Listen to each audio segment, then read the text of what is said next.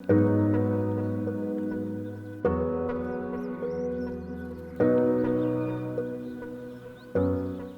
à vous, ici Séverine, j'espère que vous allez bien. Dans cette vidéo, je vous donne 8 astuces pour développer votre intuition.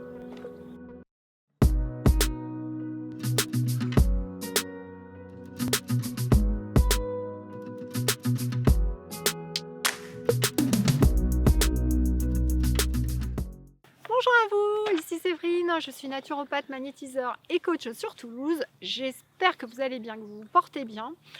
Alors, vous avez été nombreux à me redire comment développer l'intuition, etc. J'ai décidé de vous trouver 8 astuces, mais en y réfléchissant, je risque de vous en donner plus. Voilà. Alors, je vais prendre mes notes pour être sûre de ne rien oublier. La première astuce, ça va être quoi? Bien sûr, d'écouter la petite voix qui est en vous. Alors, vous allez me dire, pour écouter la petite voix qui est en vous, puisque c'est votre intuition, Séverine, comment je fais? Il y a plusieurs points. Le premier, c'est bien évidemment de calmer le mental. Vous le savez, on est extrêmement sollicité, réseaux sociaux, vous avez des milliers de pensées dans la tête à chaque seconde, c'est très compliqué de tomber le mental. La difficulté au jour d'aujourd'hui, c'est que votre cerveau est toujours occupé, vous êtes toujours en train de faire quelque chose. Vous êtes en train de lire, vous êtes en train de manger, etc. Donc, vous avez besoin de silence. Et c'est ça la difficulté, parce qu'il y a beaucoup de gens qui me disent « Séverine, moi j'arrive pas à être toute seule avec moi-même, je m'ennuie, j'arrive pas à rester en silence plus de 2 ou 3 minutes. » Et il y a même des clients qui me disent « du coup, je n'arrive pas à méditer. » Alors, j'ai envie de vous dire, commencez peut-être par quelque chose qui est très facile, en pleine conscience. Par exemple, c'est cette astuce, je la donne beaucoup quand je coach les gens en entreprise. C'est-à-dire que pour des gens, je sais bien que c'est compliqué, et puis de ne pas être tout le temps en activité, de ne pas faire plusieurs choses en même temps. J'aimerais que vous sachiez quand même que moi, j'étais quelqu'un d'hyperactif. J'étais une personne qui ne pouvait pas faire 5 ou 6 tâches en même temps quand j'étais directrice financière, sinon je m'ennuyais. Donc j'ai bien connu ça. J'ai bien eu cette phase où il fallait que je me recentre sur une chose à la fois, et ça n'a pas été facile pour moi, je peux vous le dire. Et aujourd'hui, d'ailleurs, il n'y a pas si longtemps que ça, je me suis surpris, il n'y a pas très longtemps, à me dire « Ah mais là Séverine, maintenant je fais vraiment une chose à la fois ». C'est-à-dire que j'apprécie d'être dans l'instant présent et de me concentrer sur une seule chose. Et depuis que je fais ça, je suis 2 fois plus efficace. Et on croit souvent qu'en faisant plusieurs choses en même temps, on va faire plus de choses, on va être plus efficace, et en fait, je me rends compte que c'est l'inverse, d'accord? Alors pour faire ça, commencez, si vous avez du mal à rester avec vous-même, commencez par des choses simples. Vous programmez votre portable, par exemple, 4-5 fois dans la journée. Et sur ces 4-5 fois dans la journée, quand le portable sonne, vous arrêtez tout. Vous fermez les yeux et vous allez juste vous mettre en pleine conscience 30 secondes, pas plus, ce sera déjà très bien. Et juste vraiment de regarder comment vous êtes. Est-ce que j'ai une émotion quelque part? Où est-elle? Elle est dans ma gorge, elle est dans mon ventre, elle est ailleurs. Est-ce que si vous êtes assis sur une chaise, est-ce que je suis posée sur ma chaise de la même façon? Est-ce que je suis plus appuyée sur ma fesse droite ou ma fesse gauche? Est-ce que mes 2 pieds sont posés de la même façon au sol? Enfin, vraiment juste être dans l'instant présent. Donc commencez par des petites choses comme ça, si vraiment c'est trop compliqué pour vous, et en vous focalisant sur vous-même, en apprenant à écouter votre corps, ce sera plus facile de le faire plusieurs fois dans la journée qu'une seule fois méditer pendant 30 minutes. Donc vous pouvez commencer par cela, mais sachez que c'est obligatoire, ça passera forcément par le silence et pouvoir un petit peu se concentrer sur soi, sinon vous n'entendrez pas cette petite voix intérieure, bien sûr. Alors la deuxième chose, c'est vraiment de voir comment ça se manifeste chez vous.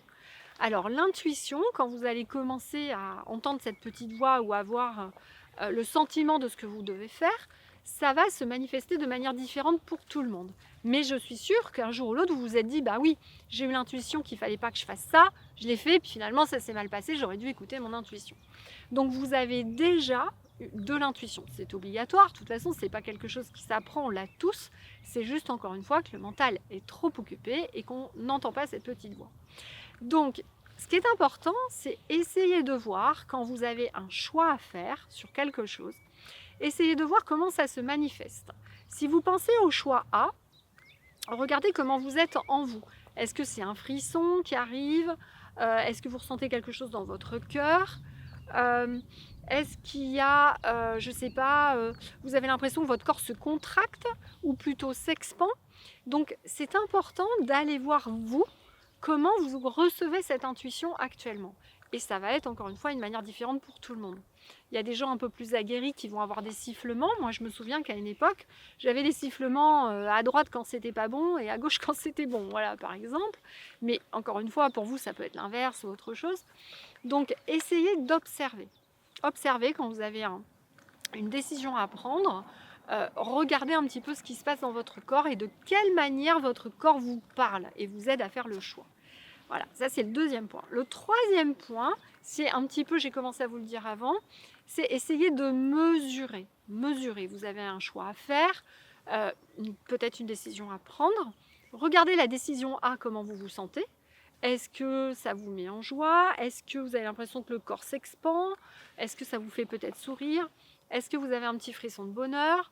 Est-ce que vous avez une chaleur dans le corps? Et puis l'autre solution, comment elle est? Est-ce que la chaleur elle est moins importante dans le corps? Est-ce que vous avez plus de frais? Est-ce que vous êtes moins à l'aise? Vous sentez que vous êtes moins à l'aise? Ça peut être simplement ça dans un premier temps, d'écouter son intuition. Et souvent on cherche des choses très très compliquées. Donc je vous invite vraiment à revenir à des choses simples.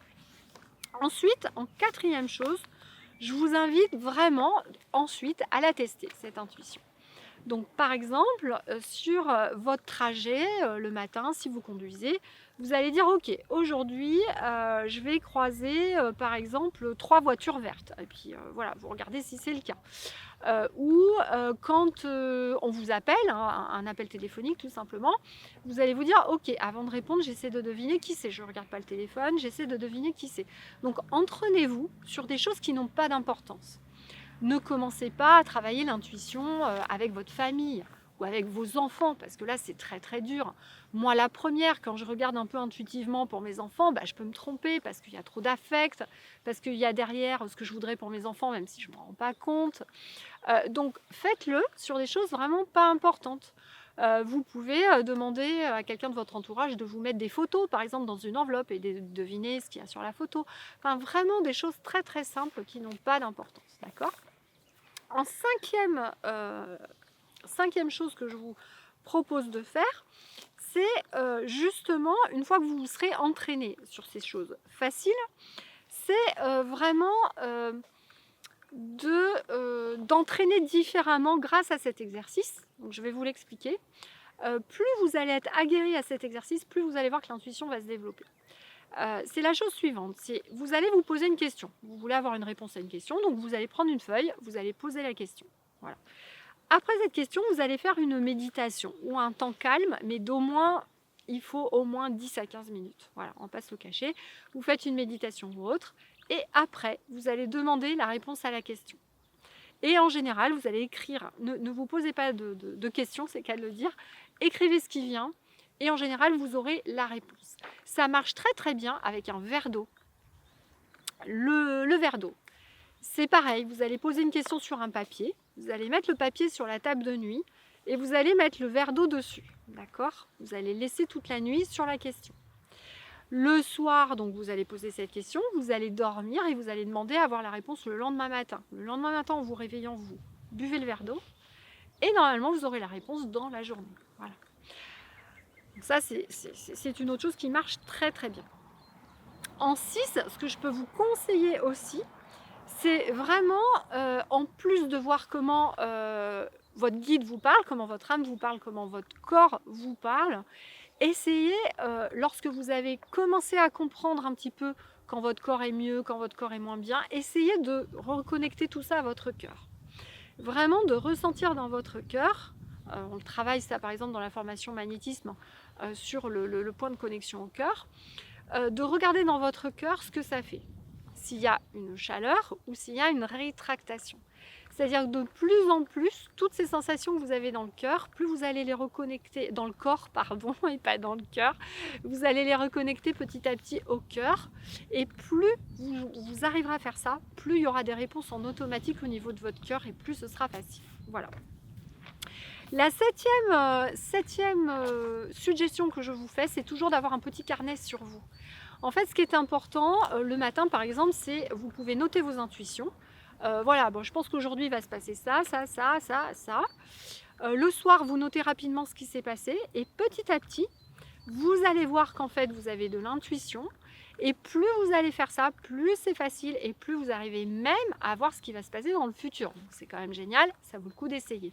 Mais dans tous les cas, c'est vraiment important d'avoir un petit carnet parce que dès qu'il y a une idée qui arrive, du coup, vous allez pouvoir la noter. Parce qu'on ne s'en souvient pas toujours, hein. Ça c'est comme les rêves la nuit, hein. Si vous notez pas de suite quand vous vous réveillez, des fois vous oubliez. Et ça peut être des messages importants de votre guide, hein, qui ne passent pas forcément par le mental. C'est pour ça qu'on ne s'en souvient pas, parce qu'elles ne sont pas enregistrées dans la mémoire. Donc c'est vraiment important pour votre intuition d'avoir un petit carnet et de noter. Voilà. Et enfin, la 8e chose que je vous avais mis, du coup j'en ai un peu plus parlé avant, c'était justement d'analyser vos choix avec l'intuition a posteriori. C'est-à-dire de vraiment faire un point, par exemple, je ne sais pas, chaque fin de mois, par exemple, à la pleine lune, vous pouvez faire un petit point et dire voilà, quelles sont les bonnes intuitions que j'ai eues ce mois-ci, pour vraiment que vous preniez confiance, que vous vous auto-coachiez sur votre intuition. Ça va vous faire prendre conscience qu'en fait vous y arrivez, que vous en avez alors que vous croyez peut-être que vous n'en aviez pas. C'est vraiment une manière de prendre confiance en vous et plus vous allez constater qu'il y a des choses qui marchent, plus vous allez voir ça va marcher. Enfin, c'est toujours comme ça. Une fois que le mental il a acquis que vous avez un cerveau intuitif, que ça marche, que vous arrivez à faire des choses, eh bien il va laisser de la place au cerveau intuitif et donc vous aurez encore plus d'intuition. Donc c'est quand même génial à tester. Voilà ce que je voulais vous dire pour l'intuition. J'espère que cette vidéo vous aura aidé. N'hésitez pas à aller la diffuser largement à vos proches. Je vous invite également à faire dans le lien ci-dessous le dernier soin que j'ai capté avec Serapis Bey et Isis pour vous aider à désenquister vraiment on va dire un gros souvenir du passé que vous n'arriviez pas à enlever et à enlever votre tristesse. Voilà, donc je vous invite à faire ce soin. Et puis je vous dis à bientôt en vidéo. Je vous fais plein de bisous et plein de gros câlins et prenez bien soin de vous.